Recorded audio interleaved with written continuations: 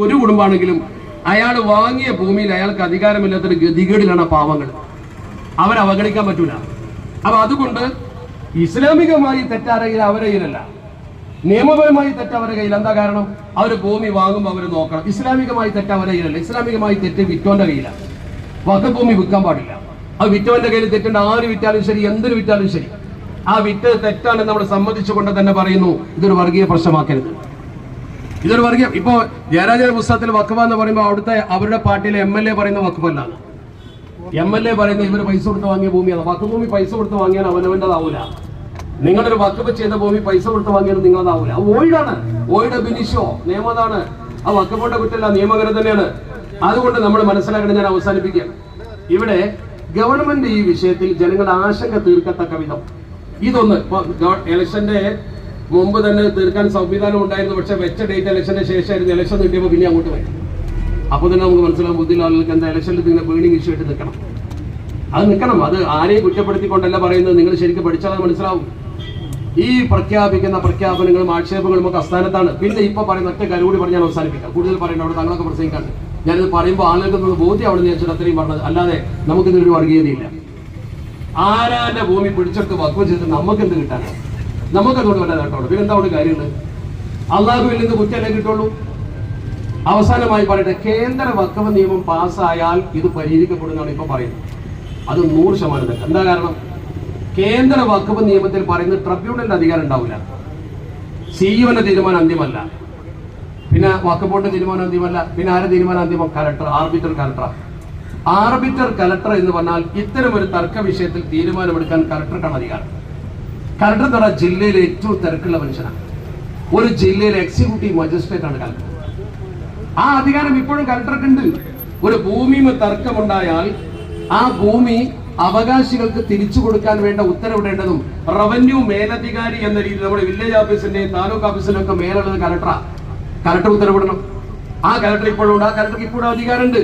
പക്ഷെ ഇപ്പോൾ ട്രിബ്യൂണലിന്റെയും ബോർഡിന്റെയും ഒക്കെ ആ പരിശോധനക്ക് വിധേയമായിട്ടേ പറ്റുള്ളൂ. അവർ പറഞ്ഞാൽ, ഇപ്പോൾ ബോർഡ് പറയും ഒരു പ്രദേശത്തെ ഭൂമി ബോർഡ് തീരുമാനിച്ചു, ട്രിബ്യൂണൽ തീരുമാനിച്ചു, കോടതി ഉത്തരവിട്ടു, അത് വഖഫ് ഭൂമിയാണ്, അത് തിരിച്ചു പിടിക്കാൻ സഹായിക്കേണ്ടതാരാ? അതിന് വേണ്ട നീക്കം നടത്തേണ്ട കലക്ടറാണ്.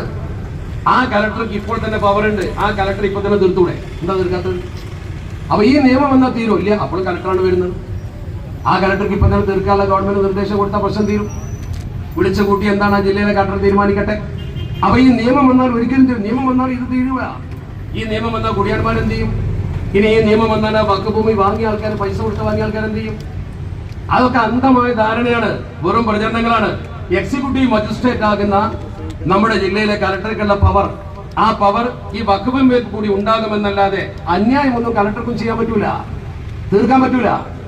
നേരത്തെ ട്രിബ്യൂണൽ ഞാൻ പറഞ്ഞല്ലോ, ഞാൻ നേരത്തെ പറഞ്ഞില്ലേ, വഖഫ് ട്രിബ്യൂണലിൽ ആർക്കും പോകാം, ഏത് അമുസ്ലിം വക്കീലും ചെല്ലാം. ഞാൻ ഒന്നുകൂടി പറഞ്ഞുതരാം. ഏറ്റവും കൂടുതൽ ജഡ്ജിമാരായി ഈ വഖഫ് ട്രിബ്യൂണലിൽ വന്നിട്ടുള്ളത് മുസ്ലിങ്ങളല്ല.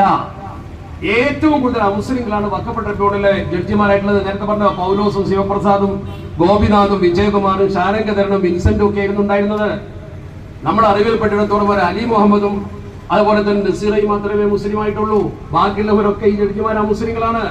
അവരെ മുമ്പിൽ ചെന്നാൽ ഏത് സമുദായത്തിനും നീതി കിട്ടും, മുസ്ലിമിന്റെ കയ്യിലും കിട്ടും. ഒരു മുസ്ലിമായ മനുഷ്യന്റെ മുമ്പിലുള്ള പ്രശ്നം, മൻ അഖദ ശിബ്റൻ മിൻ അർദി മിനൽ അർദ്, ഭൂമിയിൽ ഒരു ഇഞ്ച് നമ്മൾ പിടിച്ചെടുത്തു ദുൽമൻ അക്രമമായിട്ട്, ഫഇന്നഹു യുതവഖു യൗമൽ ഖിയാമത്തി മിൻ സബി അർദി എന്ന 7 ഇരട്ടി ഭൂമി അയാൾ പേറേണ്ടി വരും. ഒരിക്കലും ചെയ്യാൻ പാടില്ല. ഇസ്ലാമിക ഭരണമുള്ള പ്രദേശത്തൊക്കെ അങ്ങനെ. ഒരൊറ്റ സംഭവം പറഞ്ഞ് ഞാൻ അവസാനിപ്പിക്കാം. വെറുതെ തെറ്റിദ്ധാരണ വരുത്തരുത്. ക്രൈസ്തവ സമൂഹത്തെയും മുസ്ലിം സമൂഹത്തെയും വല്ലാതെ ഭിന്നിപ്പിക്കരുത്. ക്രൈസ്തവ സമൂഹത്തിന്റെ ആരാധ്യ പുരുഷനായ യേശു ക്രിസ്തു മുസ്ലിങ്ങൾക്ക് യഥാർത്ഥത്തിൽ ഈസാ നബിയാണ്. ഈ സൗഹൃദം ഇന്നും നിങ്ങൾ അവിടെ ചെന്നാൽ കാണാം, പലസ്തീനിലൊക്കെ ചെന്നാൽ കാണാം. അവിടെ ക്രിസ്ത്യാനികളും മുസ്ലിങ്ങളും ഒറ്റക്കെട്ടാണ്, ജൂതന്മാർ വേറെ ഒറ്റക്കെട്ടായി നിൽക്കുന്നവരാ.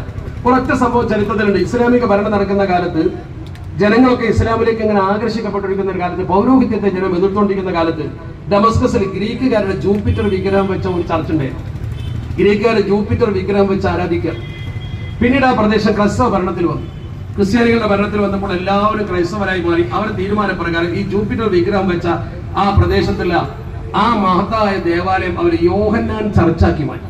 ചരിത്ര പുസ്തകം വായിച്ചാൽ മതി, യോഹന്നാൻ ചർച്ചാക്കി. ഇത് യോഹന്നാൻ ചർച്ചാക്കി മാറ്റിയപ്പോൾ പിന്നീട് ആ പ്രദേശത്തേക്ക് ഇസ്ലാമിക ഭരണം വന്ന് പേർഷ്യ റോമൻ സാമ്രാജ്യത്തിന്റെ പതനത്തിന് ശേഷം ഇസ്ലാം ശക്തിപ്പെട്ടപ്പോൾ പൗരോഹിത്യത്തിന്റെ അടിച്ചമർത്തലിൽ നിന്ന് മോചനം തേടിക്കൊണ്ട് നമ്മുടെ നാട്ടിലൊക്കെ പിന്നാക്ക ജാതിക്കാർ ഇസ്ലാമിലേക്ക് വന്നല്ലോ. അതൊരു ഭാഗമാണ്. അവിടെ നമുക്കൊരു വലിയ തെറ്റിദ്ധാരണ ഉണ്ട്. ആ തെറ്റിദ്ധാരണ വേറെ തിരുത്തണ്ട. നമ്മളൊക്കെ എപ്പോഴും പറയുന്നത് അതൊരു ശരിയാണ്, പിന്നാക്ക ജാതിക്കാർ ഇസ്ലാമിലേക്ക് വന്നിട്ടുണ്ട് എന്നുള്ളത് ശരിയാണ്. പക്ഷേ പിന്നാക്ക ജാതിക്കാർ ഇസ്ലാമിലേക്ക് വന്നിട്ടുണ്ടെങ്കിൽ അതിനേക്കാൾ ഏറെ കൂടുതൽ കേരളത്തിൽ ഇസ്ലാമിലേക്ക് വന്നിട്ട് മുന്നോക്ക ജാതിക്കാരാണ്. അതൊരു പഠന വിധേയമാക്കി നിങ്ങൾ ഞാനത് പരിശോധിച്ചോണ്ടാ പറയും. നമ്മുടെ നാട്ടിൽ ഏറ്റവും കൂടുതൽ പ്രതിസന്ധി അനുഭവിച്ചിരുന്നത് ഈ പിന്നാക്കക്കാരല്ല. പിന്നാക്കക്കാർ തന്നെ അവർക്ക് തൊട്ടുകൂടായ്മ തേടിക്കൂടായ്മ ഉണ്ട്. അതിനേക്കാൾ വലിയ പ്രശ്നം അവരുണ്ടായിരുന്നു. ഒരു ബ്രാഹ്മണ കുടുംബത്തിൽ മൂത്ത ആൾക്ക് മാത്രമേ കല്യാണം കഴിക്കാൻ പറ്റുള്ളൂ, അല്ലാത്തവർക്ക് കല്യാണം കഴിക്കാൻ പറ്റില്ല. അവർക്ക് കല്യാണം കഴിക്കാൻ പറ്റൂല, അവർക്ക് സമ്പത്തേ പറ്റൂ. ഇതിനെതിരെ എതിർത്തിരുന്ന ഒരു ടീമുണ്ട് അവിടെ. ആ പ്രഗത്ഭരായ നമ്മുടെ നാട്ടിലൊക്കെ പഴയ തറവാട്ടുകാർ നോക്കുങ്ങൾ, അവരൊക്കെ സവർണരായ ആളുകൾ ഇസ്ലാമിലേക്ക് വന്നു. അപ്പൊ നമ്മുടെ ജില്ലയിൽ തന്നെ ഉണ്ടല്ലോ. ഇപ്പൊ നമ്മുടെ നാട്ടിൽ തന്നെ വളാഞ്ചേരിക്ക് ചങ്കപ്പള്ളി തറവാട്, അവരാരാ? സാമൂതിരി മഹാരാജാവ് മാമാങ്കം നടത്തിയ സമയത്ത് മാമാങ്കത്തിൽ പരിക്കേറ്റ ആളുകളെ ചികിത്സിക്കാൻ വേണ്ടി കർണാടകയിലെ ചെങ്ങനഹള്ളിയിൽ നിന്ന് കൊണ്ടുവന്ന ബ്രാഹ്മണന്മാരാണത്. ചെങ്ങനഹള്ളിക്കാർ ചങ്ങമ്പള്ളിക്കാരായതാ, ചരിത്രം പഠിക്കുക. അവരാണത്, അവർ ബ്രാഹ്മണന്മാരാണ്. കേരളത്തിലെ ബഹുഭൂരിപക്ഷവും വലിയ കുടുംബത്തിൽ വന്നതൊക്കെ മതം മാറി ബ്രാഹ്മണന്മാർ വന്നത് അധികം പഠിച്ചിട്ട്, മതം മാറ്റിയൊന്നുമല്ല. പിന്നാക്ക ജാതിക്കാർ വിഭാഗം വന്നിട്ടുണ്ടെന്നുള്ളത് ശരിയാണ്. അപ്പൊ ഞാൻ പറഞ്ഞു വരുന്നത്, അത് കൃത്യമായി ഇതിന്റെ കാര്യങ്ങൾ പഠിച്ചു നോക്കണം. പഠിച്ചിട്ടാ പറയുന്നത്. അപ്പൊ നമ്മൾ മനസ്സിലാക്കേണ്ട ഏറ്റവും പ്രധാനപ്പെട്ട കാര്യം, ബ്രാഹ്മണ കുടുംബത്തിലെ വലിയ പ്രതാപികളാണ് അവര്. അവരെ പേരുകൾ വരെ അവര് തന്നെ എഴുതി വെച്ച ചരിത്രത്തിലുണ്ട്, അവരെ കുടുംബം എഴുതിയ ചരിത്രത്തിലുണ്ട്, രേഖന്റെ കയ്യിലുണ്ട്. മാത്രമല്ല നമ്മൾ പരിശോധിച്ചാൽ കാണാൻ കഴിയും. അപ്പോൾ നമ്മളിവിടെ മനസ്സിലാക്കേണ്ട ഏറ്റവും പ്രധാനപ്പെട്ട കാര്യം, അങ്ങനെ ഒരുപാട് ആളുകൾ മതം മാറിയ കൂട്ടത്തിൽ അവിടെ ഡമാസ്കസിൽ ഒരുപാട് മുസ്ലിങ്ങളായി ഇസ്ലാമിലേക്ക് പലരും പരിവർത്തിതരായി. അങ്ങനെ പരിവർത്തിതരായപ്പോൾ ക്രൈസ്തവ സമൂഹം എണ്ണം കുറഞ്ഞപ്പോൾ ഇത്ര വലിയൊരു ദേവാലയം അവർക്ക് കൊണ്ടുനടക്കാൻ കഴിയുന്നില്ല. അവർ മുസ്ലിം സമൂഹത്തിന്റെ മുമ്പിൽ വന്നിട്ട് ഈ ചർച്ച് പള്ളിയാക്കി മാറ്റി അവർക്ക് പകരം വേറൊരു ചർച്ച്, മറിയം ചർച്ച് പുനരുദ്ധരിച്ചു കൊടുത്താൽ മതി എന്ന് പറഞ്ഞു. അങ്ങനെ രണ്ടു കൂട്ടരും ഒരു അഡ്ജസ്റ്റ്മെന്റിലെത്തിയിട്ട് അത് പള്ളിയാക്കാൻ തീരുമാനിച്ചു. അങ്ങനെ യോഹന്നാൻ ചർച്ച് മുസ്ലിം പള്ളിയായി മാറി. അത് വിപുലീകരിക്കാൻ വേണ്ടി വലീദ് ഇബ്നു അബ്ദുൽ മലിക് 20 കൊല്ലം എടുത്തതിന്റെ വിപുലീകരണം എന്ന് വെച്ചാൽ 20 കൊല്ലം 1,60,00,000 ദീനാറാ ചെലവഴിച്ചത്. എന്നിട്ട് പള്ളിപ്പണി തീർന്നില്ല. ഒന്നുകൂടി വിപുലീകരിച്ചു സഹോദരൻ സുലൈമാൻ വന്നിട്ട്. അങ്ങനെ ആ പള്ളി മനോഹരമായി നിലനിൽക്കുന്നു, മുസ്ലിങ്ങൾ ആരാധിക്കുന്നു. കുറച്ച് ക്രിസ്ത്യാനികൾ മാത്രമേ ഉള്ളൂ, അവര് മറിയം ചർച്ചിലും ആരാധിക്കുന്നു. നല്ല സൗഹൃദം. അപ്പോഴാണ് ഉമർ ഇബ്നു അബ്ദുൽ അസീസ് റളിയല്ലാഹു തആല അധികാരത്തിൽ വരുന്നത്. ഉമർ ഇബ്നു അബ്ദുൽ അസീസ് റളിയല്ലാഹു തആല അധികാരത്തിൽ വന്നപ്പോൾ ക്രിസ്ത്യാനികളായ കുറച്ച് പ്രതിനിധി സംഘം വന്നിട്ട് ഉമർ തങ്ങളോട് പറഞ്ഞ, നീതിമാനാണല്ലോ, ഞങ്ങളുടേതായിരുന്നു ആ ചർച്ച്, ഞങ്ങൾക്ക് തിരിച്ചു കിട്ടണമെന്ന് ആഗ്രഹമുണ്ടെന്ന്. അദ്ദേഹം പറഞ്ഞു, നിങ്ങളതാണെങ്കിൽ തിരിച്ചു തരാമെന്ന് പറഞ്ഞു. നിങ്ങളതാണെങ്കിൽ തിരിച്ചു തരാം, അന്യായമായ ഭൂമി ഞങ്ങൾക്ക് വേണ്ടാന്ന്, തിരിച്ചു തരാമെന്ന് പറഞ്ഞു. തിരിച്ചു തരാം, പരിശോധിക്കണം. അതിന്റെ കാര്യം അന്യായമായിട്ടാണ് അത് വഖഫ് ചെയ്തിട്ടുള്ളതെങ്കിൽ, അത് വഖഫ് ചെയ്യാൻ അധികാരമില്ലാത്തവരാണ് വഖഫ് ചെയ്തിട്ടുള്ളതെങ്കിൽ പരിശോധിക്കണം. അപ്പോഴേക്കും മുസ്ലിങ്ങൾ വിവരറിഞ്ഞു. മുസ്ലിങ്ങൾ അവരുമായി ചർച്ച നടത്തി വളരെ ന്യൂനപക്ഷമാണ് അവർ ഈ സൗഹൃദം താക്കുന്ന അവസ്ഥയിൽ രണ്ടു കൂട്ടരും ചർച്ച ചെയ്ത് തിരിച്ചു കൊടുക്കാമെന്ന് ഭരണാധികാരി പറഞ്ഞത്. രണ്ടു കൂട്ടരും വന്നിട്ട് വേണ്ട, ഇങ്ങനെ തന്നെ നിന്നോട്ടെ എന്ന് പറഞ്ഞപ്പോൾ ആ പള്ളിയായിരുന്നു. താരീഖിൽ മനോഹരമായി കണ്ടു, വളരെ വ്യക്തമാണ്. ഒരിക്കലും അന്യൻ്റെ പിടിച്ചെടുക്കില്ല. അങ്ങനെ തെറ്റിദ്ധാരണയെ ഉണ്ടാവണ്ട. ഇപ്പോൾ ഏറ്റവും പ്രധാനപ്പെട്ടത് പലസ്തീനിലൊന്ന് പോയാൽ മതി. ഞാൻ പലപ്പോഴും പ്രസംഗിച്ചതാണ്. പലസ്തീനിൽ തന്നെ ഒരു ചെറിയ പള്ളിയിൽ ഉമർ ഫാറൂഖ് തകര, അതിന്റെ മുന്നിൽ ഒരു ബോർഡ് ഇന്നുണ്ട്. ആ ബോർഡ് ഒന്ന് പോയി വായിച്ചാൽ മതി. ഈ കലാപം പോയി എന്താ ബോർഡ് എഴുതിയുള്ളത്? 4 ആള് സാക്ഷി നിന്നൊരു ലെറ്ററാണ്, ഒരു കത്ത് വെണ്ണക്കല്ലിൽ കൊത്തിവെച്ചിരിക്കാം. ഖാലിദ് വലീദ് റളിയല്ലാഹു തആല, അബ്ദുറഹ്മാൻ ഇബ്നു ഔഫ് തങ്ങൾ, അംർ ഇബ്നു ആസ് റളിയല്ലാഹു തആല, മുആവിയ ഇബ്നു അബൂ സുഫിയാൻ റളിയല്ലാഹു തആല, 4 ആള് സാക്ഷി നിന്നൊരു കത്താണ്. എന്താണ് അതിൽ എഴുതിയിട്ടുള്ളത്? അതാണ് നിങ്ങൾ പഠിക്കേണ്ടത്. നിങ്ങൾ പലസ്തീനിൽ ചെന്നാൽ നിങ്ങൾക്ക് ഇപ്പോഴും അത് കൃത്യമായിട്ട് കാണാൻ പറ്റും. ആ കത്തുമൽ എഴുതിയിട്ടുള്ളത് ഉമർ ഫാറൂഖ് റളിയല്ലാഹു തആല കൃത്യമായിട്ട് പറയാണ്, ഇവിടെയുള്ള ആളുകൾക്ക് ഞാൻ എല്ലാ സ്വാതന്ത്ര്യവും കൊടുക്കുമെന്ന് പറഞ്ഞുകൊണ്ട് അദ്ദേഹം അതിൽ എഴുതി വെച്ചിരിക്കുന്നു. ഒറ്റ വാക്യം വായിക്കാം, കൂടുതലൊന്നും വായിക്കുന്നില്ല. ഇതിൽ പറയുന്നത്,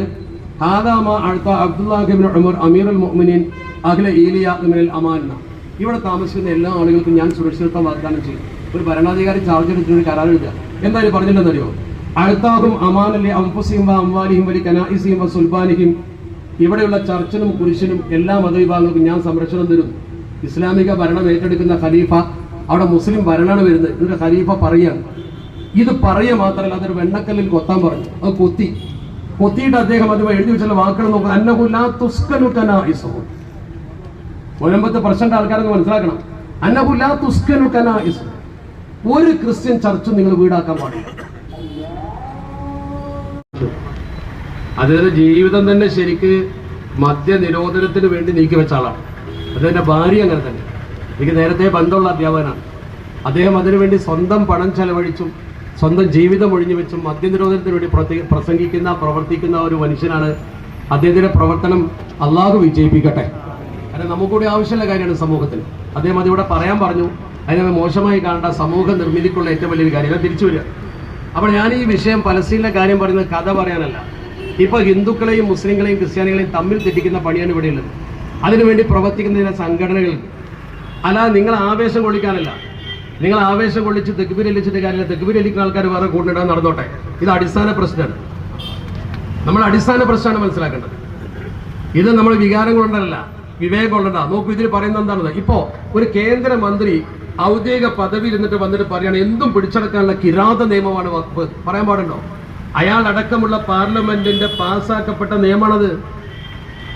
ആ സ്റ്റാറ്റ്യൂട്ടിനെതിരെയാണ് അദ്ദേഹം സംസാരിക്കുന്നത്. അതുപോലെ തന്നെ ചിലർ പറയാണ് അറബിക്കടൽ വരെ വഖഫ് ചെയ്യാൻ നിയമം കൊടുക്കുന്നത് പൊളിച്ചെഴുതണം. അങ്ങനെ ചെയ്യാൻ പറ്റുമോ? ആരെന്റെ ഭൂമി പിടിച്ചെടുക്കാൻ പറ്റുമോ? ഇസ്ലാമിക ഭരണാധികാരി ഭരണം ഏറ്റെടുത്ത ഉടനെ എഴുതിയ കരാറില്ല പറഞ്ഞത് ഒരു ചർച്ചും പൊളിക്കരുത്. അവിടെ തന്നെ പറയുന്നത് വലാ തുഹുദം, ചർച്ച പൊളിക്കാൻ പാടില്ല, അതിനൊന്നും കുറക്കാൻ പാടില്ല. അദ്ദേഹം കൃത്യമായി പറയണം. ഒരിക്കലും വലാ യുക്റഹൂന അലാ ദീനിഹിം. എന്താണ് ആ വാക്ക് നോക്കുന്നത്? അവരെ മതത്തിനെതിരായി മതം മാറാൻ നിർബന്ധിക്കാൻ പാടില്ല. മതം മാറാൻ ഇത് എഴുത്തല്ല. 4 ആള് സാക്ഷിയായി ഞാൻ നേരത്തെ പറഞ്ഞ 4 പ്രമുഖ സഹാബിമാർ ഒപ്പിട്ട ഈ ഫലകം ഇന്നും പലസ്തീനുണ്ട്. ഇന്നും അവിടെ ഉണ്ട്. ഞാൻ പോയി കണ്ടതുകൊണ്ടാണ് പറയുന്നത്. ഇന്നും അവിടെ ഉണ്ട്. ആ പള്ളിക്കൊമ്പിൽ ഇത് പ്രദർശിപ്പിച്ചിട്ടുണ്ട്. എന്താണ് ഇസ്ലാമിന് ചെയ്യേണ്ട ആവശ്യം? അത്ര നീതിയാണ് ഇസ്ലാമിന്റെ. ആ നീതിയാണ് ഇസ്ലാമിന്. ആ നീതിയുള്ള ഇസ്ലാമിനെയാണ് ഇവർ ഇങ്ങനെ സമൂഹ മധ്യത്തിൽ അപഹസിക്കുന്നു എന്ന് പറയുമ്പോൾ നമുക്ക് സ്വാഭാവികമായ ഒരു വേദനയുണ്ട്. ആ വേദന നിങ്ങളുമായി പങ്കുവെച്ചു എന്ന് മാത്രമേ ഉള്ളൂ. ഞങ്ങൾക്കുള്ള അധികാരമാണ് 10 കാര്യങ്ങൾ. ആ 10 കാര്യത്തിൽ വിവാഹമോചനം തുടങ്ങിയ ശരിയത്ത് ആപ്ലിക്കേഷൻ ആക്ടിൽ 10 കാര്യമുണ്ട്. അതിൽപ്പെട്ട ഒന്നാണ് വഖഫ്. ആ അധികാരം മാത്രമേ ചോദിക്കുന്നുള്ളൂ. മാത്രമല്ല, നിങ്ങൾ നോക്കൂ, ഇപ്പോ വേറെ ആൾ പ്രസംഗിച്ചെന്ന് അറിയും. ശബരിമലയിലെ വാവർ അവിടെ ഉള്ളത് കൊണ്ട് ശബരിമലയും നിങ്ങൾ നാളെ വഖഫാന്ന് പറയുന്നവർ. എന്താണ് ഈ വാചകമൊക്കെ? അവിടെയും വേണ്ടി നമ്മൾ പഠിക്കുക. നിങ്ങൾ മനസ്സിലാക്കണം, വാവർ അയ്യപ്പന്റെ കൂട്ടുകാരനാ. കാഞ്ഞിരപ്പള്ളി പിച്ചകപ്പള്ളി മേട്ടിൽ മേടംപുറത്ത് തറവാട്ടിൽപ്പെട്ട ആളാണ്. പാണ്ടിനാട്ടിൽ വന്ന അദ്ദേഹം ഇവിടെ ജീവിച്ചൊരു മനുഷ്യനാണ്. വാവര് അയ്യപ്പനെ സഹായിച്ചു എന്നാണ് ഹൈന്ദവ ചരിത്രം. ഒരു വിഷയത്തിൽ പ്രത്യേകം അദ്ദേഹത്തെ സഹായിച്ചു. പന്തളൻ രാജാവ് നൽകിയ രേഖ 18ാം പടിക്ക് താഴെ 40 കോല് സമചതുരത്തിൽ അദ്ദേഹത്തിന് അനുവദിച്ചു കൊടുത്തിട്ടുണ്ട്. അതെന്താ? അത് സൗഹാർദ്ദമാണ്. അത് സൗഹാർദ്ദമാണ്. അവരവിടെ കുറെ കാലം മുമ്പേണ്ട് ജീവിച്ചിരുന്നവർ ഈ വഖഫാണ് അല്ലെങ്കിൽ മുസ്ലിങ്ങളുടേതാണ് ശബരിമല എന്ന് ആരും പറഞ്ഞിട്ടില്ല. ഇല്ലാത്ത കാര്യം പറഞ്ഞ് വെറുതെ ഈ ചരിത്രം പഠിക്കാത്ത ആൾക്കാർ പെട്ടെന്ന് തെറ്റിദ്ധരിക്കും. ഇപ്പൊ ചില ആൾക്കാർ എന്നെ വിളിച്ചു ചോദിക്കുന്നത്, നമ്മൾ ഹിന്ദു സുഹൃത്തുക്കൾ, ഈ വഖഫ് പറഞ്ഞ ഇത്ര അപകടം ഞങ്ങൾ ഇപ്പോഴാണ് മനസ്സിലാക്കുന്നത്. അവർ മനസ്സിലാക്കി കഴിഞ്ഞു. പിന്നെ കൊണ്ടൊന്നും പറഞ്ഞിട്ട് കാര്യമില്ല. വഖഫ് ഇത്ര അപകടമാണോ? നോക്ക് നിങ്ങൾ. 1791 ശൃംഗേരി മഠം എന്ന് പറയുന്ന ഹൈന്ദവരുടെ മഠം രഘുനാഥറാവു പടുവർദ്ധൻ എന്ന് പറയുന്ന പോരാളി വന്ന് ആക്രമിച്ചു. മഠം തകർത്തു. ആ മഠം പുനർനിർമ്മിച്ചു കൊടുത്താര ടിപ്പു സുൽത്താന. ആ മഠത്തിന്റെ രേഖയിലുണ്ട്, ടിപ്പു സുൽത്താന്റെ ചരിത്രത്തിലുണ്ട്, ഇന്ത്യ ചരിത്രം എഴുതിയ ആൾക്കാർ എഴുതിയിട്ടുണ്ട്. ഔറംഗസീബ് അഹമ്മദാബാദിലെ ജഗന്നാഥ ക്ഷേത്രത്തിന് വളരെ മനോഹരമായി ഭൂമി കൊടുത്തതിന്റെ ചരിത്രമുണ്ട്. അതുപോലെ തന്നെ നിങ്ങൾ നോക്കൂ, ഇന്നിപ്പോ പത്രത്തിൽ ഒരു അമുസ്ലിം ലേഖനം എഴുതിയിട്ടുണ്ട്. ഒരു അമുസ്ലിമായ സുഹൃത്ത്, ഞാനത് വായിച്ചിട്ടാ വരുന്നത്. അദ്ദേഹം ശ്യാംകുമാർ എന്നാണ് അദ്ദേഹത്തിന്റെ പേര്. ഇന്നത്തെ പത്രത്തിൽ വായിച്ചു നോക്കൂ. അദ്ദേഹം പറയുന്നൊരു കാര്യമുണ്ട്. രാജസ്ഥാനിലെ ഗോഗോ മോഡി ക്ഷേത്രത്തിന്റെ മുമ്പിൽ അള്ളാഹുവിന്റെ സ്തുതി എന്നൊരു കല്ലിൻപേൽ കൊത്തിവെച്ചിട്ടുണ്ട്. അതിപ്പോൾ അവിടെ ഉണ്ടെന്നതാണ്. മനുഷ്യന്മാർ നമ്മുടെ ഐക്യം അങ്ങനെ. ഇതാണ് മനുഷ്യത്വം. ഒരു ഭൂമിക്ക് വേണ്ടി, ഒരു സ്ഥലത്തിന് വേണ്ടി ഒരു ആട്ടിയം കളിച്ച് തർക്കിക്കലല്ല നമ്മൾ വേണ്ടത്. വേറൊരു പുസ്തകമുണ്ട്, നിങ്ങൾ വേണമെങ്കിൽ വായിച്ചോ. ഷഹരിയാർ ഖാൻ എഴുതിയൊരു പുസ്തകമുണ്ട്. ആ പുസ്തകത്തിന്റെ പേര് ദ ബീഗംസ് ഓഫ് ഭോപ്പാൽ. ഭോപ്പാലിലെ മുസ്ലിം ഭരണാധികാരികൾ ചില സഹിഷ്ണുതകൾ പറയുന്നുണ്ട്. അത് മലയാളത്തിലേക്ക് വിവർത്തനം ചെയ്തത് ബിന്ദു മിൽട്ടൺ ആണ്. മിൽട്ടൺ ഒരു പത്രപ്രവർത്തന ഡൽഹിയിലുണ്ട്, നമ്മുടെ സുഹൃത്താണ്. മിൽട്ടന്റെ ഭാര്യയാണ് ബിന്ദു മിൽട്ടൺ. അങ്ങനെയാണ് ആ പുസ്തകം എനിക്ക് കിട്ടിയത് മലയാളത്തിലേക്ക് വിവർത്തനം ചെയ്തപ്പോൾ. അപ്പൊ നമ്മൾ നോക്കേണ്ട ഏറ്റവും പ്രധാനപ്പെട്ട, ഇവിടെയൊക്കെ നല്ല നല്ല ചിന്തകന്മാര്, ബുദ്ധിജീവികൾ, പ്രതിഭാശാലികൾ ജീവിച്ച, ഏറ്റവും സംസ്കൃതത്തിൽ ഏറ്റവും കൂടുതൽ പാടിയിട്ടുള്ള ആള്, ഹൈന്ദവ ദേവാലയങ്ങളിൽ പലപ്പോഴും കാസറ്റ് വെക്കുന്ന യൂസഫ് അലി കച്ചേരി. യൂസഫ് അലി കച്ചേരി സംസ്കൃതം പഠിച്ച ആളാണ്. നാരായണ പിഷാരയുടെ അടുത്ത് പോയിട്ട് അതൊരു സാംസ്കാരികതയാണ്. അദ്ദേഹത്തിന്റെ നിലപാടുകൾ അംഗീകരിക്കുന്നുണ്ടോ എന്നുള്ളതല്ല. നെഹ്റു മരിച്ചു 1964. അന്ന് യൂസഫ് അലി കച്ചേരി കവിത എഴുതി. ഇത്ര മനോഹര കവിത എന്നറിയോ? അദ്ദേഹം പറഞ്ഞ വാചകം, ഭവദ്യോഗത്താൽ ഞങ്ങൾ കരുളുന്ന സമാശ്വാസം ഹുവൽ ഹയ്യുൽ ഖയ്യൂം എന്ന ശാശ്വത സത്യം. അദ്ദേഹം പറഞ്ഞ, ഞാൻ പറഞ്ഞു വരുന്നത് ഇതൊക്കെ കേരളത്തിന്റെ പൈതൃക. ഇവിടെ ഹിന്ദു മുസ്ലിം ഒക്കെ ഒരുപോലെ യോജിച്ചു പോകുന്ന ആൾക്കാരാണ്. നമുക്കൊക്കെ ഒരുപാട് ഹിന്ദു സുഹൃത്തുക്കളുണ്ട്, ക്രൈസ്തവ സുഹൃത്തുക്കളുണ്ട്. ആരും കയ്യേറ്റം ചെയ്തിട്ടൊന്നും വിജയിക്കൂല. ഒരു കാര്യം അവസാനമായി ഞാൻ പറയുന്നു, അള്ളാന്റെ പേരിൽ കൂലിക്ക് വഖഫ് ചെയ്യുന്ന പരലോകത്ത് പ്രതിഫലം കിട്ടാൻ വഖഫ് ചെയ്യുന്ന സാധനമാണ് വഖഫ്. അതിൽ നിന്നൊരു മുട്ടുസൂചി പോലും വഖഫ് ചെയ്യുന്നവന് കൊടുക്കാൻ പറ്റില്ല, കമ്മിറ്റിക്ക് കൊടുക്കാൻ പറ്റില്ല, മുസ്ലിങ്ങൾക്ക് കൊടുക്കാൻ പറ്റില്ല. നല്ലതിന് പള്ളിക്കോ മദ്രസക്കോ വിനിയോഗിക്കാന്നല്ലാതെ. അതുകൊണ്ട് ഞങ്ങൾ ആരും ആരാന്റെ ഭൂമി കയ്യേറാനോ അവിടെ ഉള്ളവരെ അടിച്ചിറക്കാനോ ഒന്നല്ല വരുന്നത്. ഇതെന്താണെന്നുള്ളത് ഗവൺമെന്റ് തീർക്കണം എന്ന് മാത്രമേ ഞങ്ങൾ പറയുന്നുള്ളൂ. കേന്ദ്ര വഖഫ് നിയമം പാസ്സാക്കാൻ പറ്റില്ല. അത് പാസ്സാക്കുന്നതിനെതിരെ ആരെന്തൊക്കെ പറഞ്ഞാലും അവസാന നിമിഷം വരെ ഞങ്ങൾ പൊരുത്തുമെന്ന് ഉറക്കെ പറയാനാണ് ഞങ്ങളിവിടെ കൂടിയുള്ളത്. അതുപോലെ മദ്രസ വിഷയം ഞാൻ കൈകാര്യം ചെയ്യുന്നില്ല, അതിന് മറ്റുള്ളവരൊക്കെ പറയും നിങ്ങൾക്ക് അറിയാവുന്ന കാര്യമാണ്. ഞാൻ അവസാനിപ്പിക്കുന്നു. ദീർഘിച്ചു പോയെങ്കിൽ ഇത് നിങ്ങൾ മനസ്സിലാക്കേണ്ട ഒരു കാര്യം നിലനിൽക്കാണ് ഇത്രയും പറഞ്ഞതില്ലെങ്കിൽ ഞാൻ പറയില്ലായിരുന്നു. അസ്സലാമു അലൈക്കും വറഹ്മത്തുള്ളാഹി വബറകാതുഹു.